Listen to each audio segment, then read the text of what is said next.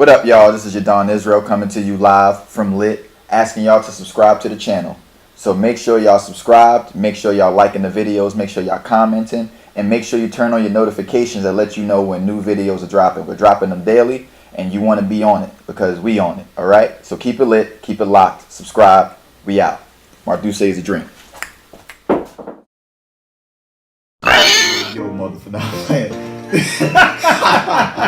Welcome to another episode of Lit with your host, your Don Israel, aka Liddy Fontaine. Pretty Liddy is what they call me. Lit is the premier platform for all things literary, swaggy, and otherwise. Today's guest, we got my man Brendan Kiely, one of the most energetic, fun-loving writers I've ever met. Welcome, Brendan. Hey, man. How you doing? What's going on? So I'm glad before to be here. we always start every episode, we got to see the outfit. Brendan promised me he wouldn't come with the white boy khakis, and he solidly delivered. So walk us through the fit. You got to stand up. All right, I got to stand up. All right. We got to, snap. We always doing this. He going to get the camera going. All right. The swag cam. So it's the summertime, so you got to wear a t-shirt. Yeah, I like that diesel shirt. Yeah, right? Diesel V-neck. Not so bad. Got the Levi's. Okay. Always wearing Levi's. Okay. And the Adidas. Stan Smith. Yep. Stan Smith. Always the Adidas and Levi's, and the top is either Gant Rugger, Scotch and Soda, or Diesel. Scotch and soda makes a good everything. Yeah, exactly. Scotch and soda got some good jeans, yeah. So thank you for coming on the show, man. Yeah. Really enjoy everything you do. But what I really enjoy, before we get into the writing, everything like that, what I really appreciate that you do, and I think this has been a conversation that I initially had with Rakesh Saltiel, who's an editor at Atria Books, and he wrote that book, No One Can Pronounce My Name, is that you're a literary citizen. I appreciate that. And the literary citizen, for people who don't know, literary citizen is, I think, something that is like a foundational part of how like hip hop exists. Meaning, like, just not only am I a person who produces and contributes to the craft itself, but but you're also a literary citizen is a person who sees themselves as responsible for everything that happens in the world. I appreciate that, but I would also say that's true of you. Yeah. Thank you. I really admire that commitment you have to building community around literature, the commitment you have to bringing more folks into the community of literature. Yeah. I think we feel similar about that. We definitely have. But what I appreciate. He's gonna go back and forth all the time. Like, oh man, you better. But what I do is that your enthusiasm. I don't think before I had met you, there was somebody that had this like toxic, intoxicating energy about like just like it was a bit this like. I was like, damn, he's really like like you really enjoy what you do. So how like talk about how you like come into your enthusiasm for literature. Sure. So honestly, part of it goes back to being in high school and having teachers tell me that I wasn't good. Okay, so and you went to high school where? I went to high school. So I grew up outside of Boston, and I went to a Catholic high school north of Boston called St. John's Preparatory School, and it was great. It was awesome. It was a great place to go. It really helped me in a number of ways. But there were some folks there who really didn't believe in me. It was a knock on where I could apply to college or whatever it might be. And I feel like part of the reason why I'm so enthusiastic now, all these years later, is that I remember that kid who was really excited about poetry but didn't have the people saying, yeah, go for it. Instead had people saying, you're not so good at this, don't do this. Right. And so I want to be someone who, and especially because I work a lot with young folks and literature, I want to be someone who is encouraging and saying, hey, you care? Then come on in, let's do this. Yeah. Because I think that's really important, and I don't want to be one of those people who was such a freaking downer for me back then. So who was the first writer that you read that like was your encouragement? Was somebody who like beckoned you? Well, so Michael Franti. Okay, put me on because I don't know. So do you know Spearhead, the band? No. So this is okay. So that's I'm old. Okay. So this is how it goes. Right, I'm old, but so Michael Franti I saw him when he was the front man for a group called the Disposable Heroes of Hypocrisy.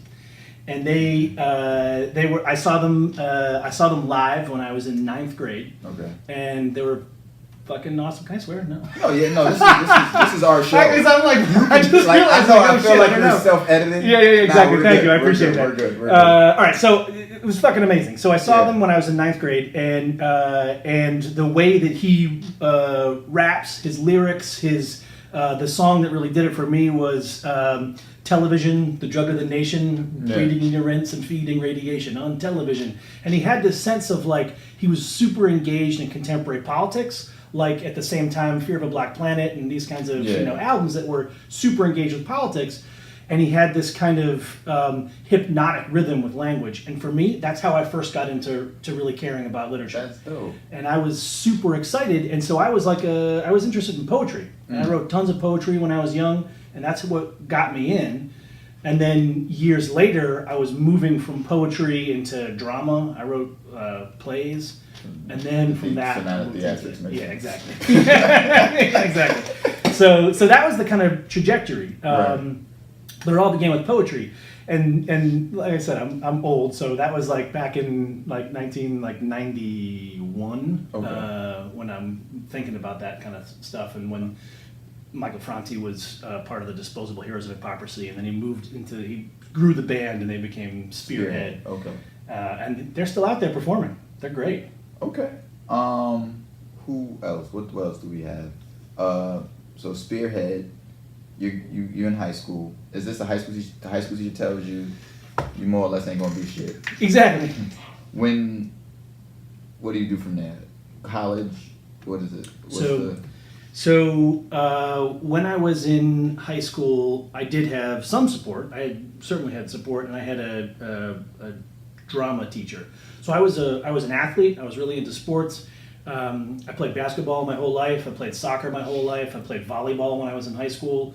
I was, always like free sport athlete. But I also got into drama in my final 2 years of high school, and my drama teacher, brother Ron Santoro from the Bronx, was phenomenal. I mean, this man, like, I owe so much to him, among other people, because he got me so excited about drama.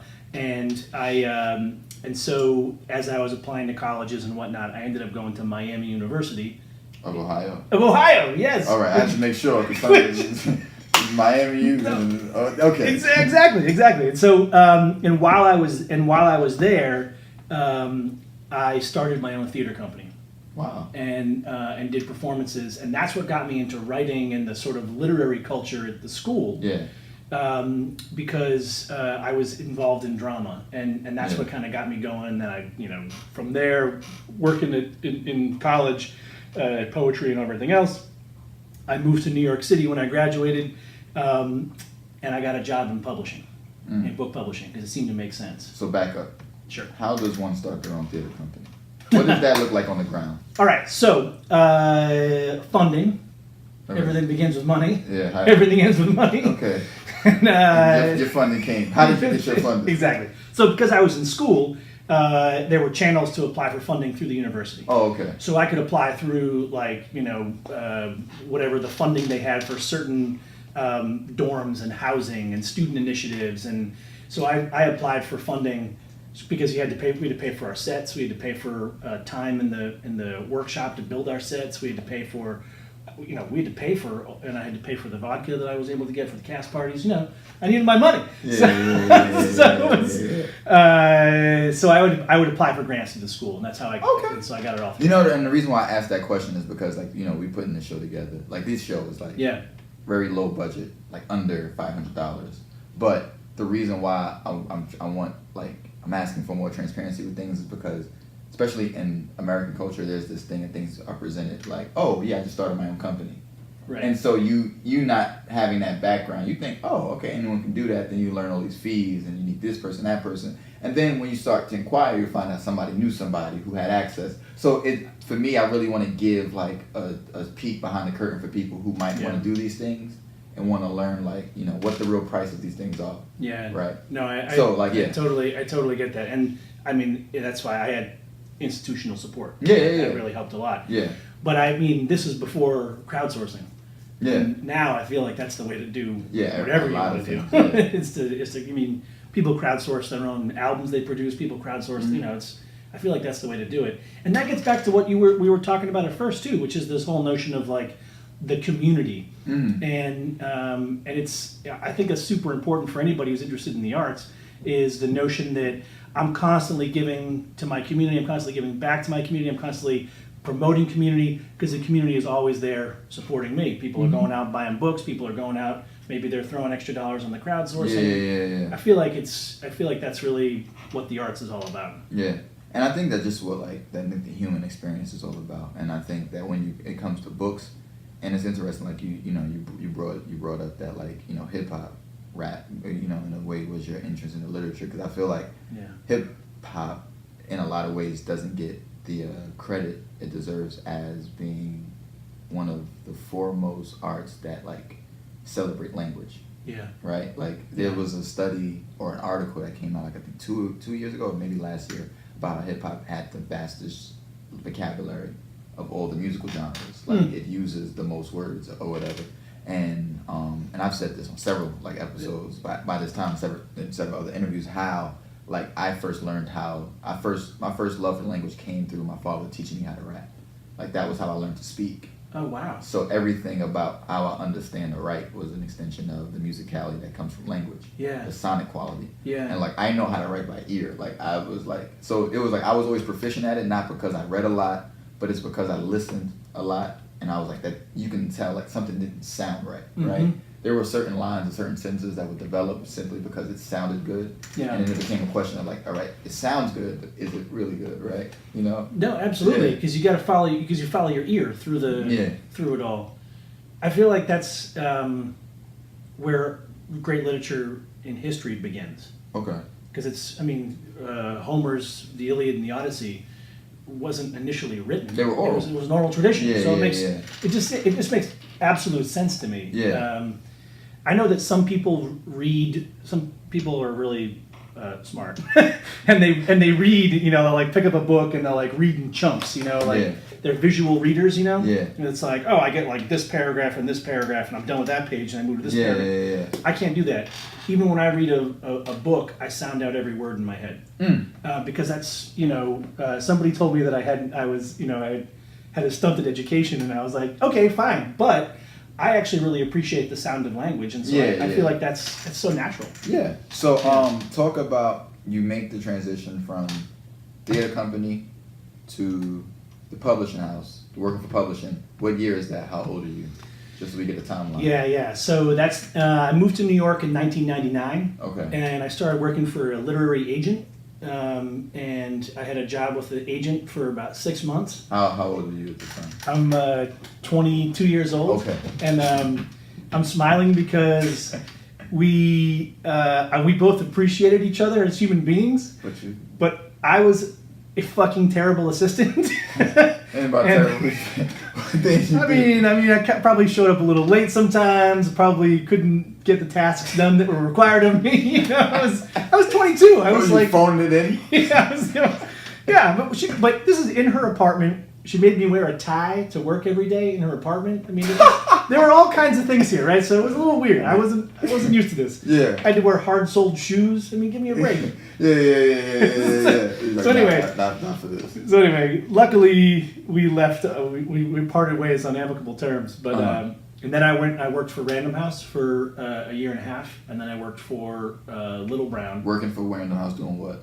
I worked in subsidiary rights, which is essentially I worked for foreign translation. So my boss would try to sell books that Random House had the rights to sell to languages around the world. Okay. And so I learned a lot about the business through that angle as well. And what does that work look like? If somebody wanted to get into that work, what does that work like? Yeah. So, but first of all, I think it's such an underrated area of the business. Okay. And I've brought with me some books in other languages because I love this stuff so much. Yeah. We can talk about that whenever there's chance. That's the perfect time to talk about it now. So give cool. an example. Let's all right. So German version of All American Boys. 'Boys. Yeah, German version of All American 'Boys. Yeah, German version of All American 'Boys. Yeah, German version of All American 'Boys. Yeah, German version of All American 'Boys. Yeah, German version of All American 'Boys. Yeah, German version of All American 'Boys. Yeah, German version of All American 'Boys. Okay. So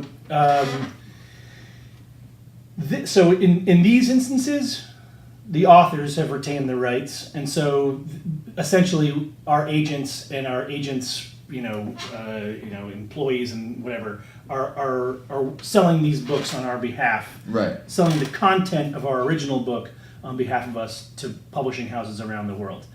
But when I worked at Random House, books that Random House keeps the rights, so like Random House has world rights, they sell these books all around the world. Now what that means is that my boss and I are reaching out to, say, a German publisher, and we're saying, look, this book, All American Boys, is the shit in the United States. Right.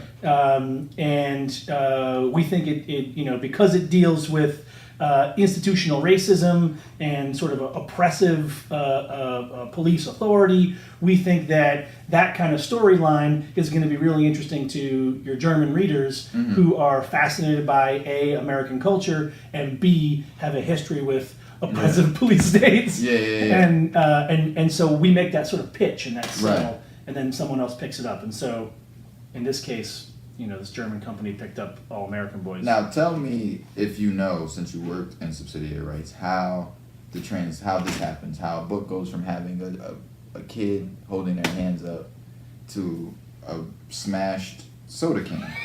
Right. 'Cause this is also very interesting too. It's like Right. the perspective of like how the book gets marketed. Like, do y'all have any say in that transition, or how does that happen? No, I got this in the mail and it was like a done deal. Oh, you don't? Zero input. Oh man. However, that's not always the case, right? Like, so Yeah. if you're somebody who's kind of like big now, Yeah.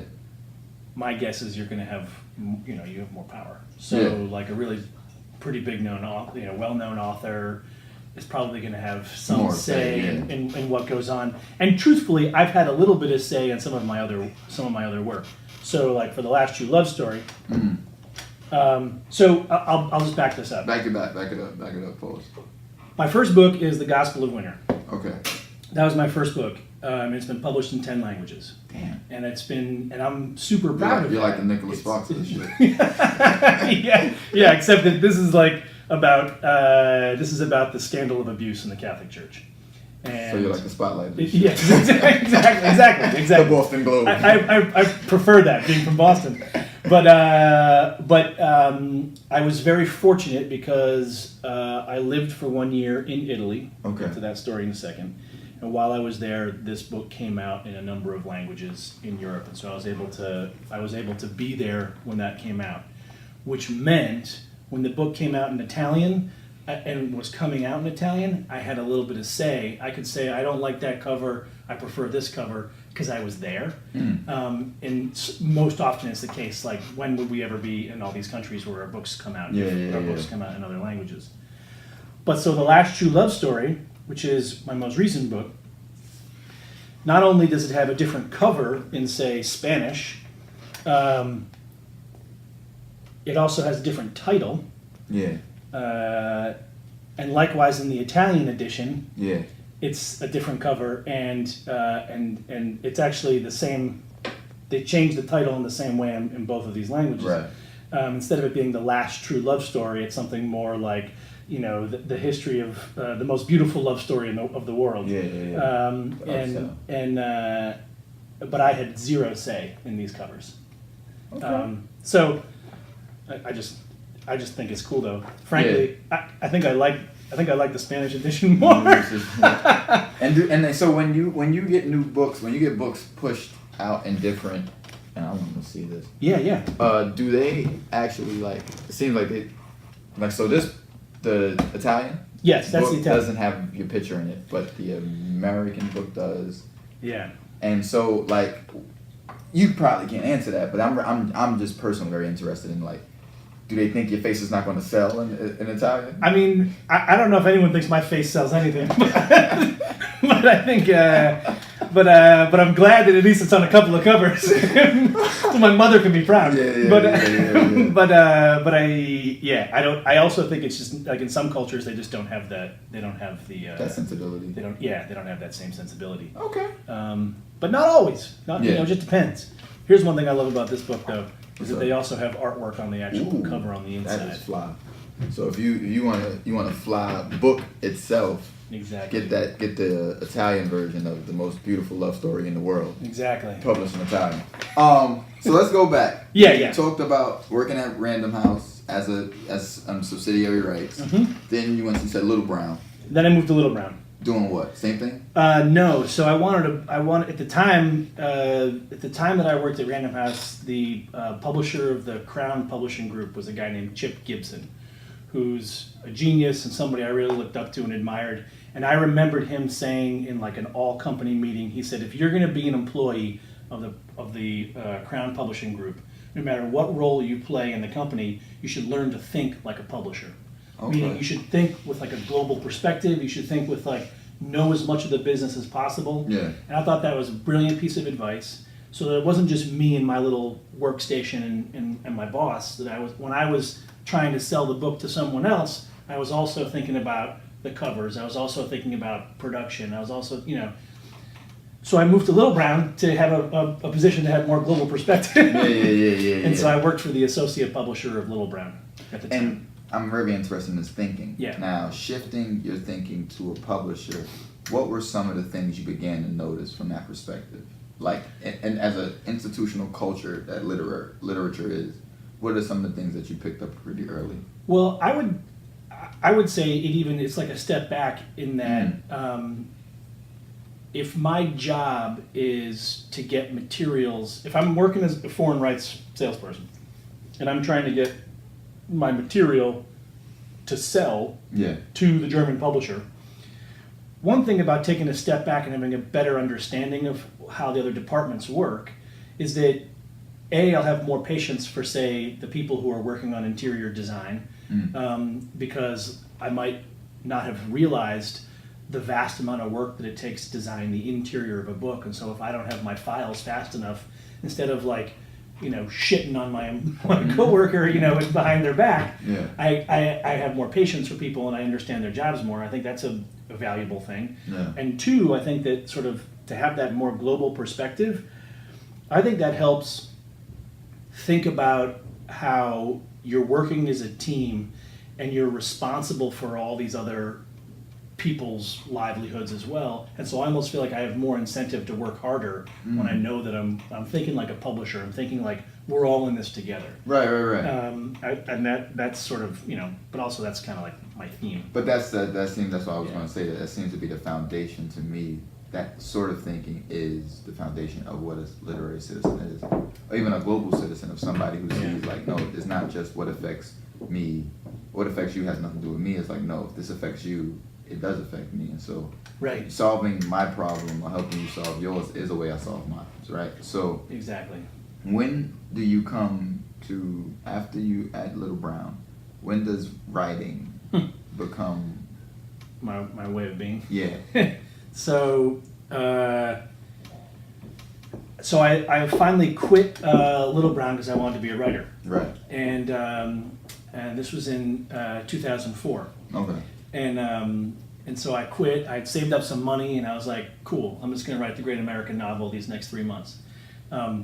That didn't happen. And in your mind, what I mean? Like, what's the language for the great, like when at your understanding of the time, how would you describe what the great American novel was? Well, right. So let me finish my my timeline, and then I'll answer that, because that's a really good question. That's, I think, an important thing to unpack, and that's why I'm making fun of myself. Yeah. But the point is that I thought I could do something pretty quickly, and I was wrong. Okay. And it took 10 years to then publish my first book. Jeez, when I quit, quit publishing. I quit working in publishing. I went back and I got my graduate school degree. So you quit publishing in what year? 2004. I started graduate school in 2007. So you're 20. How just? I was 27. Okay. Right. Okay. Yeah, 27. You and go then, back to grad school. And then go back to grad school, and I'm in grad school for 4.5 years. Okay. While I'm also starting to work in education. So I became a high school teacher. I was doing all kinds of other things while I was trying to write, while I was trying to go to grad school. And finally in 2014, I published my first book. Okay. Who published the first book? Simon & Schuster. Dope. So all my books are published by Simon & Schuster right now. So yeah, it's awesome. Hopefully forever. But hopefully they'll want another book of mine. Yeah. But but back to your other question, because I think that's a really good question about the great American novel. Yeah.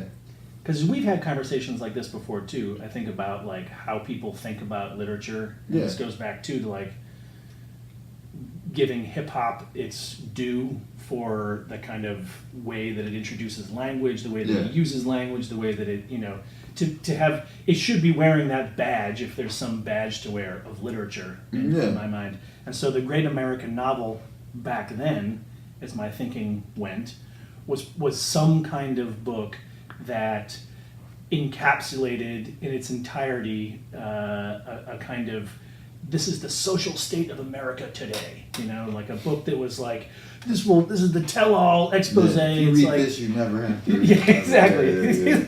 Which was stupid. Like that's not that's not a thing that I think that I even aspire to anymore.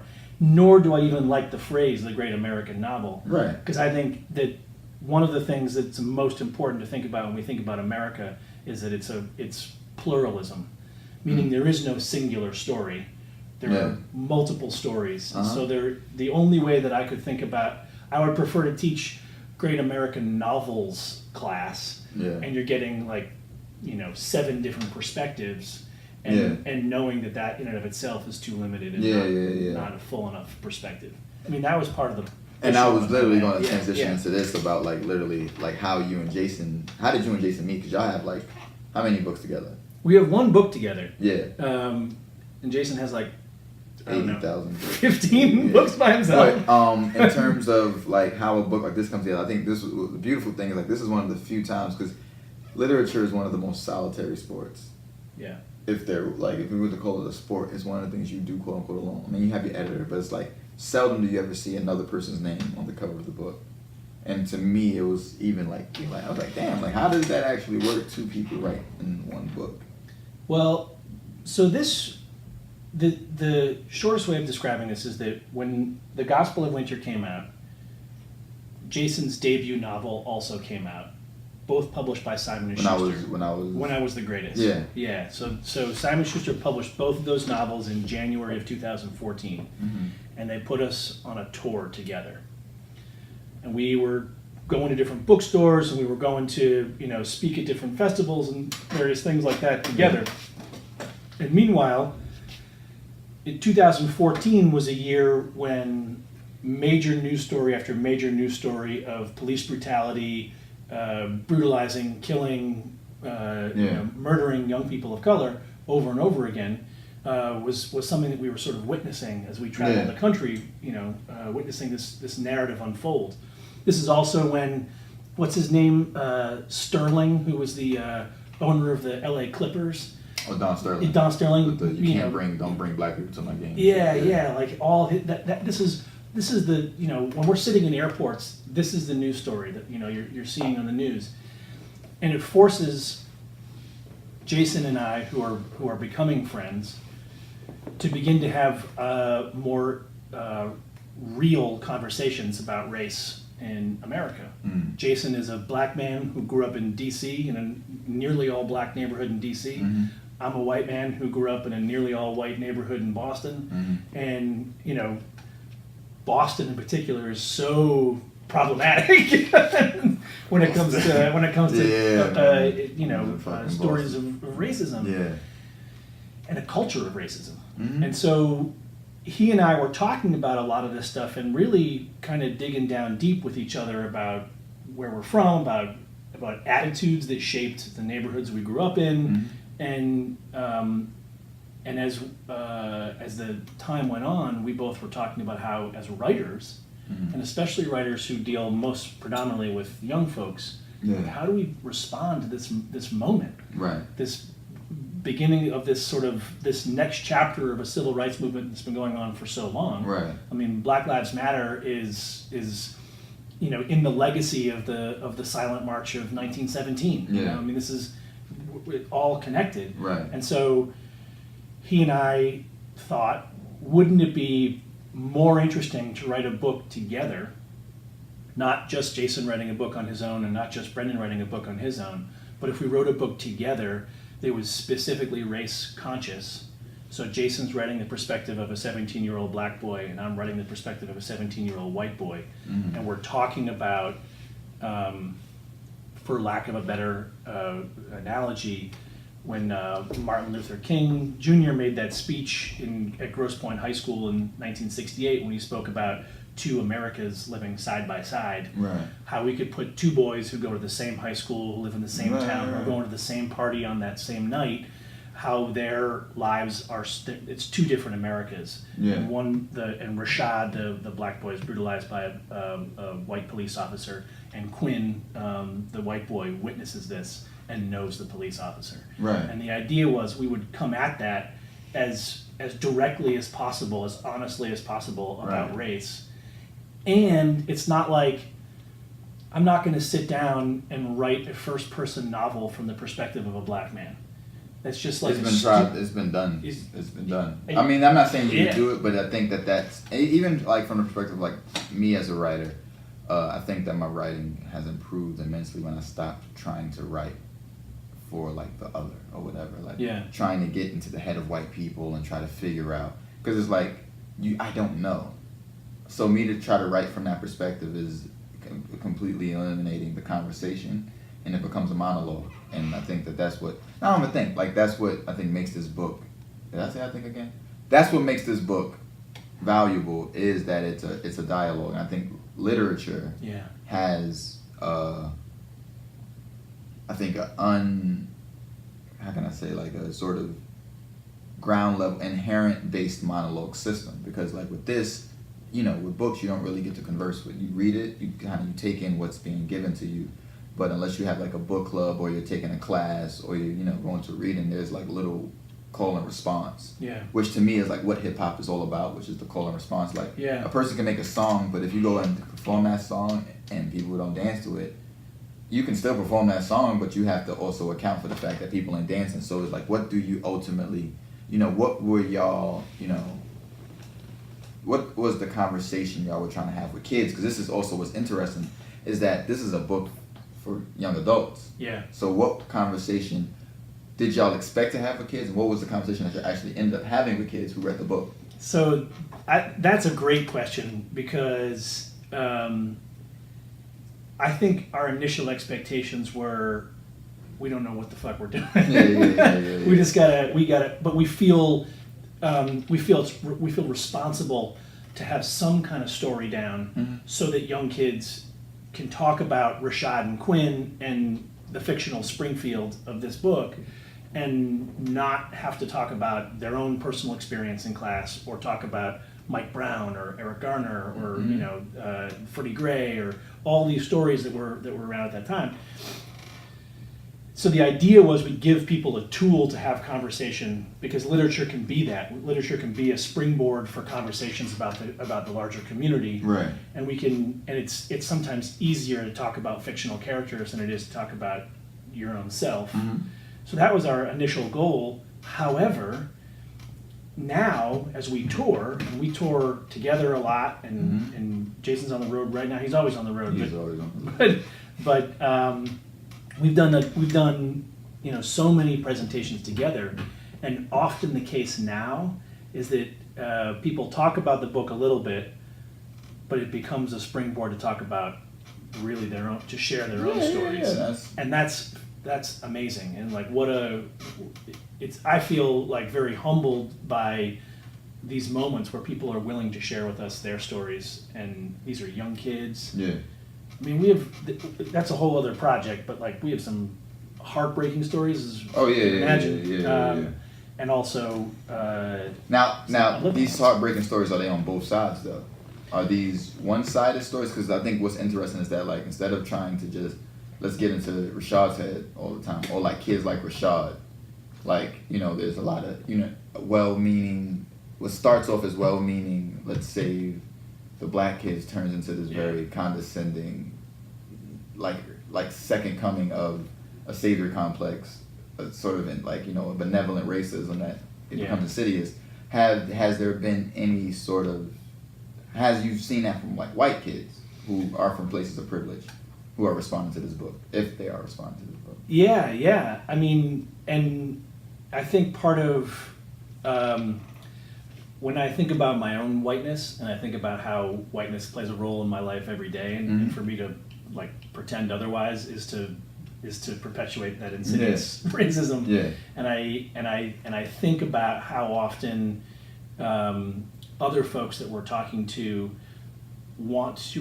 other white folks that we're talking to want to address racism as if it is a thing that is happening to people without taking accountability for being part of the problem that perpetuates the harm on others. And so, but it's also something that happens, and I think that's the way racism isn't taught, is that it's only taught to happen to the other, right? Yeah. Not taught, like, no, it still affects you. Even if you're not getting shot by the police, you're also affected by it in a very, like... Well, yeah, I mean, it still robs you of your humanity in some ways, I think. Yeah. I think. And what's been interesting is to talk to white kids, for me in particular, to talk to white kids who are beginning to grapple with that for the first time. Right. Who begin to think like, in order for me to reclaim more of my full humanity, I need to work against my own whiteness in some way. Right. And what that means is getting away from the savior complex, getting away from, a lot of that, and instead maybe just spending more time listening. Yeah. Devoting your reading time to reading more people of color. Right. All of these kinds of smaller acts. Yeah. I think go to helping, and it's fun for me. To talk to young white kids about that. Yeah, and that to me, because that's what I've realized. Like, I've started to understand whiteness from two angles. One, like, stop answering white people's questions and start asking them questions. Right? So it's like when they ask me what's it like to be black, I'm like, what's it like to be white? Like, I've never been in a position, it took me a while to get in that place where I felt like I had, quote unquote, the right to question white people. Yeah. Right? Because it's like you're taught, like, and I grew up in a predominantly black neighborhood, but it was always the invisible hand of power we always understood to be white. Like, it was like, oh, that's good because it's white. White people got better stuff. So it's like when you see things that are run by white people, or you just go, oh, that's the way it is. But like when you're a black body in a white space, everyone feels like they have the right to question you. Why are you here? What are you doing here? Do you know somebody? Blah, blah, blah. Because it's like, oh, your body's not supposed to be here. And unless you have unless your body has a narrative that we expect, then it's like you're going to get more questions. But what I started to learn was when those questions get asked of me, I'm like, well, I learned how to like, no, well, what is your thing here? And because I hear that more, I think the most groundbreaking thing I've learned about whiteness is that white people, by and large, in this country are not taught that they're white. Yes. Like, it's not something like, whereas I from a kid have learned that, like, you can't do this because you're black, or, because you're black, this will happen to you. Mm-hmm. I've talked to a lot of my white friends, and they're not taught these things. They're not taught, like, you got a job because you're white. They're taught, you got a job because you worked hard. You got a job because you're smart. You got a job. Yeah. So it's like, in their minds, like, what is this white thing you're talking about? In their minds, whiteness is created by black people. Like, mm-hmm. Black people created white people. Like, we don't exist. Like, I'm a person, I'm an individual, and it's like, and once I started to learn that, what I've started to do is read more white writers. And there's a brilliant book by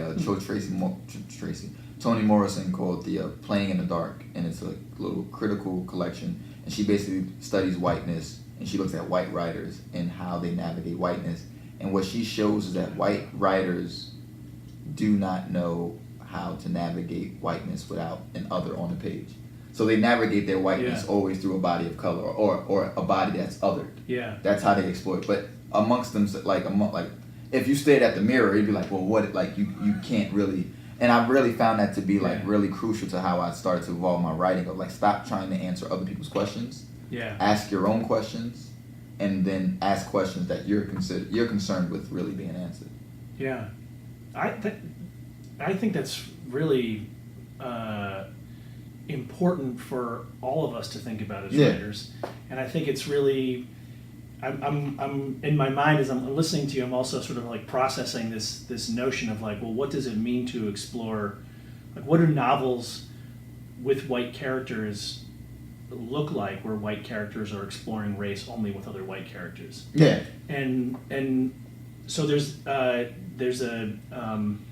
and I've been looking for more models of this, and I feel like idiot that I have not read that Toni Morrison book. Yeah, but this is what the conversation is about. Absolutely. You're teaching me. I'm teaching you. Yeah, we're teaching each other. And I really am eager to read that now because it's something that I'm trying to grapple with in my own work. I have a book that's coming out next May called Tradition. Don't plug. And in it, it's at a boarding school. Yeah. There's a lot of white kids in this boarding school. Yeah. And on the surface, the first conversation that has to happen in this book is a conversation about misogyny and rape culture, because that's a big problem at boarding schools. But what I also want it to be is a conversation about how that framework is also like the framework of racism. And I'm trying to have white kids talking to each other about racism. And it's interesting because I literally wrote the line yesterday when I was working on copy edits where one of the characters like, I've never said this out loud. You know, because there aren't enough of those models. And there should be more, especially for young folks, I think. I think that's really, I just think that is not only so true and so indicative of literature, it's so true and indicative of American culture. Yeah. That white folks don't know how to talk about whiteness. Yeah, absence of. That's why, like, you know, I've realized that, like, when I'm around, like, a lot of white people, I become, like, explain everything to us. Because it's, like, these conversations outside of another person being there, it's sort of like, and I, like, you know, if there's a bunch of dudes in a room and then, like, you know, a bunch of heterosexual dudes and a gay guy walks in, everybody wants that gay guy to answer all these questions they have, as opposed to, like, well, when do you think about your sexuality outside of a gay guy walking in, right? Because none of us are really thinking about or questioning or interrogating what being straight means. We're all giving answers for what being straight means. So we can tell you what makes somebody gay, ironically, but then when a gay guy walks in, now we don't know what gay is, which lets you know you never knew. Not only do you not know what gay is, but we probably don't even know what straight is. Right. And that's what I'm saying. Yeah, so exactly. like with this whole thing about race and whiteness is like, if you are so confused about what blackness is, but yet what's also so funny is that so many white people have a like very serious like in their minds they know what black people go through. Yeah. And like Ashley Ford, who we have on the show, she had a thread that trended on Twitter because she had tweeted this thread about like the fact that a lot of white people think that black people go to college for free. Now most of these, and the way she came across this conversation was because someone had asked her. Now mind you, she was the only black person who had worked at this Boy Scout camp in the history of that camp. So it's like these are people who don't really have personal relationships with black people, but yet you know for a fact that black people don't pay for college. And so it's like, what happens with that, right? How often does that experience get ruptured? And if you don't have your one black person who comes in and then like blows the lid off, does that lid ever come off? Yeah, I think that's so true, because I think that people live in the world of mythology more than they're willing to admit. And I think that America has a mythology around black culture. White America has a mythology around black culture without knowing a goddamn thing. And that's part of that issue so much. And the white... And likewise back to the whiteness. Yeah, like a myth about white culture, which is like, you know, I talk to like some of my white friends and we'll have a conversation. I'm like, well, you know, they be like, you're so cool, man, blah, blah, blah. I'm like, where are you from? Oh, I'm just white. Like, I'm just a born white guy from like, so it's like, you don't care about like your like Scottish, Danish, does any of those traditions matter to you? They're like, nah, I don't care about those things. Yeah. And it's like, that's an interesting about whiteness to me, is like how much erasure happens in it. Yeah. And so like if that was the point of reference for me, like I can't say that I would operate any different in the system that we live in, right? I think because there's so much writing that exists on my body before I'm even allowed to inhabit it, I have to become literate as so many other languages, where I feel like that tabula rasa thinking that is like, you know, the French Enlightenment, like, oh no, you're a blank slate. I really feel like that is what like the quote unquote privilege of whiteness is just to be like, oh, I don't have to know about these things. And so you have these scandals that happen and go, we can't say that? And it's like, are you serious? I didn't know we can say that. I thought we were, you know, blank slates. Yeah. So before we, like we can talk all day. I know, because I have so many Yeah, ideas now. it's so I want to start talking about capitalism now, because that factors into this. Yeah, but I want to get you to read something Okay. from anything you have up here. You have so many things up here. I Sure. want to get you to read something. Before you get to read something, we gotta put you on to the drink, the gin and juice of the literary world. All right. It's called Marduce. So what it is it's 3 parts Martinelli's, 1 part Duce, and basically we make these tags. I'm tag you up. It's the Marduce drink. This is like the official tag for it, so people know. Nice one. Yeah, but it started because like I don't really drink out, and if I do, I really like something sweet. Mm-hmm. And so my sister, who's 6 years my junior, we have the same birthday. She comes to me. She brings Hennessy because she likes to drink. I drink apple juice. She's like, oh, let's mix it together. She mixed it. I was like, ooh, this is good. But it was Hennessy. I was like, you know what? Let's try it with the Duce. Marduce is born. So what you're gonna do? I'm gonna walk you through the drink. All right. You're gonna drink past the leaves on the apple juice. All right. So you're gonna hear that pop. That lets you know it's fresh. Nice one. Mine's from a previous taping, so you might not hear my pop. So I'm going That's all right. fill you back up, get you back right, and then Nice. what you're gonna do is you're gonna swirl that around counterclockwise. Oh, I ain't gonna All right. Okay, and then you gotta.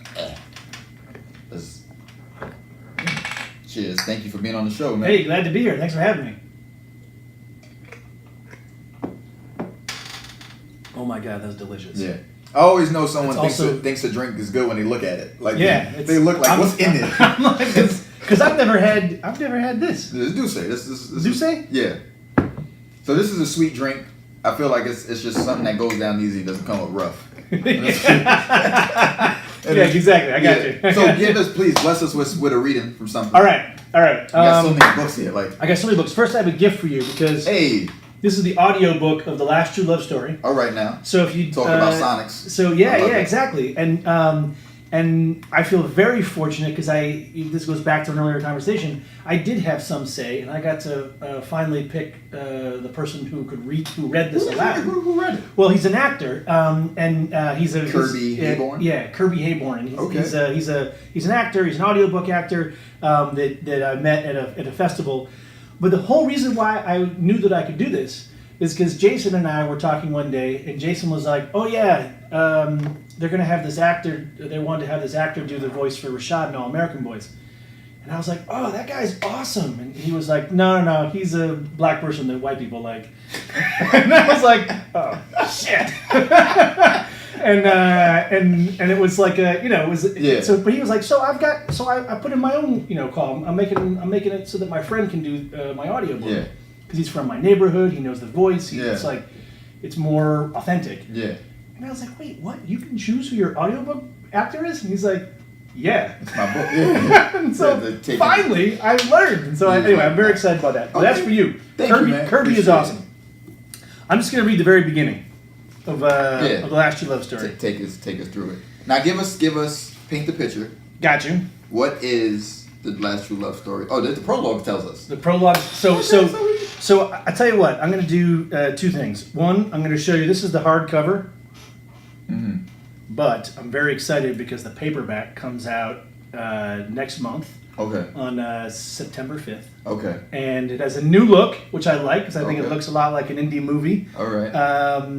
And check it out. All right. I'm just going to read and then I'll tell you what the book's about. Cool. All right. Prologue. Here's the situation. We're lost in the desert somewhere west of Albuquerque, and the car we've stolen is nose first in the dirt with a flat tire. Jeepa, Karina, and me. Each day that passes, my grandfather's grip on reality slips further and further away, and if I don't keep a close eye on him, he might wander into the dust and disappear forever. Karina's walked off in the other direction, so pissed she's not even talking to me, and I'm not sure she wants to go all the way across the country anymore. But I made her a promise I'd get her there. I made Jeepa the same promise, to get him to see that church one last time before his disease wipes it out of his mind and all his memories of Jima are gone. All I want to do is keep these impossible promises I've made, but Mom, Karina's parents, Jeepah's doctor, the police, and the rest of the freaking known world are all out there looking for us now, and we still have over 2,000 miles to go and only 3 days left to do it. I feel like this is all coming to the end, except I can't, because it can't be. It can't be the end. Not for Jeepah, not for Karina, and not for me, because it is out here on the road, in the middle of nowhere, that I have finally come to understand what my grandfather means when he says the point of living is learning how to love. That's the prologue. Okay, damn. It's so lively. Felt like I was at the theater. Yeah. All right, so but so the book begins, right? It's a road trip. This is a road trip story. It is the story of Hendrix, who's a 17-year-old boy. That's such a cool name, by the way. Yeah, well, and music plays a big role in this book. Okay. So even Jimi Hendrix's name, like Hendrix is such a cool name. It is a cool name.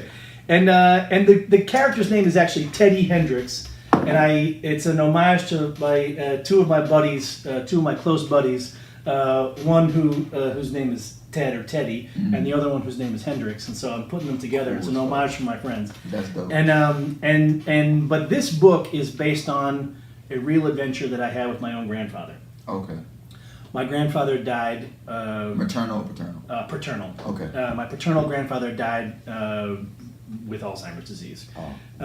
And I wanted to write a book that was about this moment where I was with my grandfather in Ireland.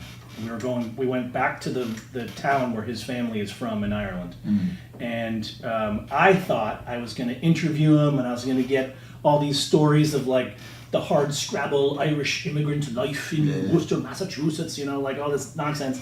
Yeah. And as I was interviewing him, to make a long story somewhat shorter, the point is that he would get lost and he couldn't remember what the heck was going on.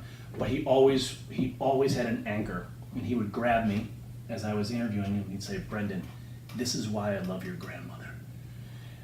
This is why I love your grandmother," because she was his anchor. So no matter how lost he felt, he knew he could think about her. And I thought, that's an amazing love story. So I want to write a love story about a grandfather who has Alzheimer's disease, who's trying to remember his wife before the disease wipes out all of his memories. This is like you are like a Nicholas Sparks.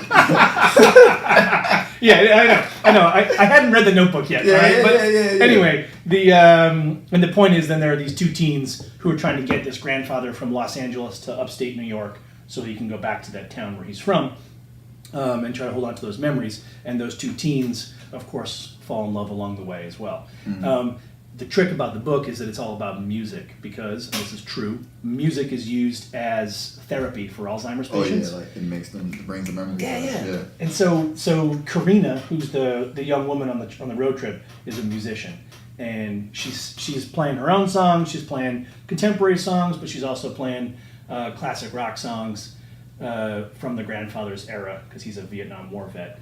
And as he hears those songs, he begins to recall memories and share stories. That's dope. So, yeah. All right, man. So tell people where they can follow you. Yeah. So you can follow me on Instagram at Brendan Kiely. We got the post-production stuff, so they don't need to know how to spell it. Awesome. We got you on that. On Twitter, ridiculously, you can follow me at Kiely Brendan. Somebody got somebody got it? Yeah, this dude in Ireland. He's very generous. He gets all my tweets.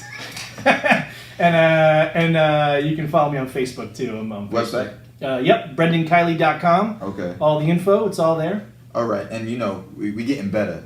For coming on the show, we have blessed you with, boom, don't you want to drop it? That's the lit pin we give all the guests. What? Yeah. This is great. These are like $100 Oh, shit. on the streets, but these for you being lit. This is awesome. Yeah. That's what we do. That's what we do. Thanks. Your literary swag. The first time we met, it was one thing. Has it changed since then? Your 3 writers and your 3 favorite designers. Man. Yes. Okay. My 3 favorite writers. Okay. I don't remember who the hell they were on the swag, but I know that I probably didn't say this. Okay. Because I want to give one of my favorite writers is my buddy Jason. Okay. Because of all the adventures we've had together. Literature brought us together, but I will always and always, always, always be grateful for the fact that we did a project together. It's been the most amazing thing of my career so far. Jason Reynolds. Jason Reynolds. Number 2. I'm going to go way back Okay. and dig back into that old Irish roots. Okay. And I'm going to say W.B. Yeats. Because Okay. W.B. Yeats's poetry was a really important part of my process, and I will now claim him as one of my number 3. And then the third one is Jesmyn Ward, because I think Jesmyn Ward is a great American novelist, and her book Sing Unburied Sing is coming out this fall, Yes, and it it's is. fantastic. And I used to teach her novel Salvage the Bones to 10th graders, And they loved it. and they loved it. Cool. So Then the swag. the swag I've kept the same because I'm pretty sure it's Scotch and Soda, Adidas, and Gant Rugger. All right, man. So this is your Don Israel here with Brendan Kiely. Shout outs to Pink Pig Productions, doing all the stuff that make this show so lit. Shout out to Surreal Jules for the music. We out. It's lit.